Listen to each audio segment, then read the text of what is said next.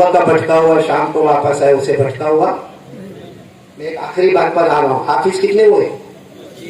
ساتھ میں بولو نا, کتنے ہوئے؟ 25 ہوئے. اور ان کا مقام کیا ہے؟ آج سچ بتانا, ہمارے یہاں حیدرآباد یا گولڈن سٹی گناہ ہو رہے کہ نہیں ہو رہے؟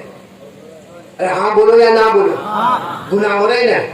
اللہ کا عذاب آ جائے, اللہ کی پھٹکار آ جائے, اللہ کی لعنت آ جائے, لیکن کیوں نہیں ہو رہا بھائی؟ کیوں نہیں ہو رہا؟ اس کی وجہ بھی میں ڈائریکٹ آپ کو قرآن پاک سے بتاؤں. ایک مرتبہ اللہ تبارک و تعالیٰ نے حدیث پاک میں لکھا, اللہ تبارک و تعالیٰ فرماتے ہیں کہ جب کوئی بچہ, بولو جب کوئی ایک مرتبہ سورہ فاتحہ پڑھتا ہے, کتنی مرتبہ؟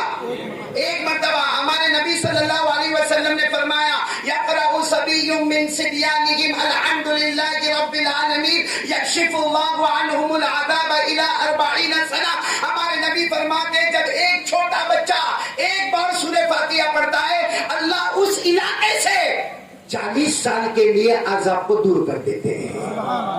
کتنی سورہ فاتحہ پڑھے؟ Only one.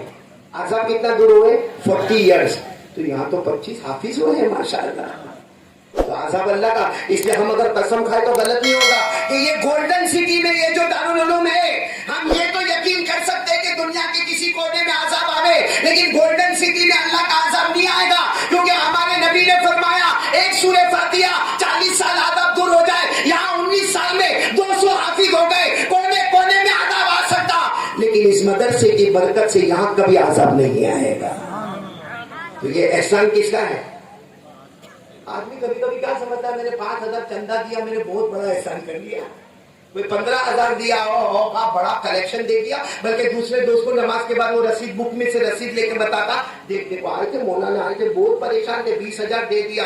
ارے اللہ کے بندے, آج تیری فیکٹری اگر چل رہی, تیرا کاروبار اگر چل رہا ہے, اگر تیری دکان چل رہی ہے, اگر تیرا بزنس بالکل ترقی پہ جا رہا ہے, اور ہم تو دعا کرتے کہ اللہ جان مال عمر میں اور بھی برکت عطا فرمائے, اللہ سب کے کاروبار میں برکت عطا فرمائے. مگر یہ مت بھولنا کہ کاروبار جو چل رہا ہے اس کے پیچھے اصل یہ مدرسے کا ہاتھ ہوا کرتا ہے, ورنہ اللہ کا عذاب آگے کیسا کاروبار.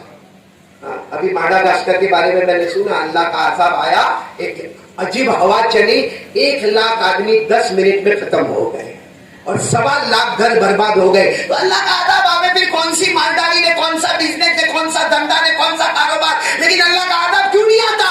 یہ مدرسے کی وجہ سے عذاب نہیں آتا, اس لیے چندہ دے کر کوئی احسان نہیں کرتا. یہ تو احسان ہے کہ مدرسہ تم سے چندے کو وصول کرتا ہے. کاش کہ یہ بات سمجھ میں آ جاوے. اور ایک بات یہ بھی بتا دوں, کتنے حافظ نے قرآن ماشاءاللہ